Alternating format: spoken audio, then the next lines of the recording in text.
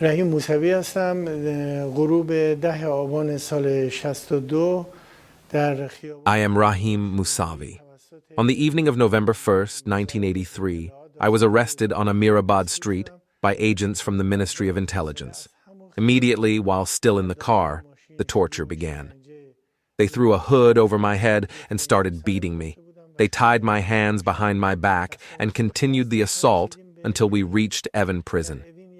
At Evan, a 5-person team was waiting for me. Without even informing me of the charges or the reason for my arrest, they took me directly to a torture room. In that room, they began by hitting my face with a cable. The blows were so severe that I felt dizzy and collapsed to the ground. After that, they started a torture method they called football, which is also depicted here. They laid me down on a bed similar to the one you see here. دو تا پام رو به هم دیگه بستن به روی لبه تخت و دو دستم رو به سر. They tied both of my legs together and secured them to one side of the bed while binding my hands to the other side. They wrapped my entire body with ropes and started beating me with cables again. 2 individuals stood on either side of the bed, engaging in what they called blacksmithing, where they took turns whipping me with the cables. این بار دیگه اومدن کابلا رو شروع کردن از پشت پام تا پشت گردنم رو مجددا با کابل زدن و بعدش هم This time, they lashed me from the soles of my feet up to the back of my neck with the cables, repeatedly. They then stood on my back, kicking my kidneys and hitting my spine.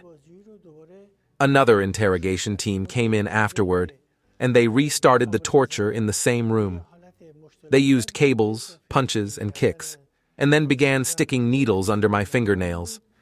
بعد از در یک نقطه‌ای هم دیگه بردن حالت قپونی که اینجا شکلشو داریم. After that, they moved me to another place for what they called the Gapuni position, which is also depicted here. During this process, they brought in 2 or 3 people for identification.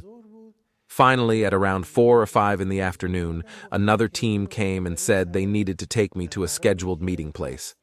بعد تو محل که رسیدیم یکی از این پاسدارا یعنی همین شکنجهگرا بیرون وایساد، 2 تای دیگه زیر بغلم گرفتم رفتیم پای محل قرار منتظر.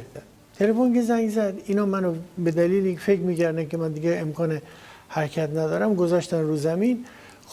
When we reached the location, one of the guards, these same torturers, stood outside while the other 2 held me by my arms, leading me to the meeting point. When the phone rang, they thought I was too weak to move, so they left me on the ground and went to answer the call. In those few moments, which couldn't have been more than 20 or 30 seconds, I managed to crawl away.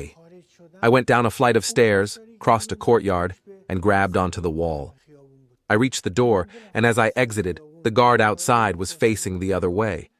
I quickly made my way to the street corner, where a motorcycle passed by. I jumped onto the back and gave the rider an address. He took me to a safe point, and I got off near the committee headquarters, which is now the Parliament building. The photos you see now were taken after my escape from prison, showing the marks of the torture I endured. که بعد از اون بود که تونستم با حمایت همین نیروهای مردمی. Afterward, with the support of the people, I finally managed to flee the country and rejoin the resistance.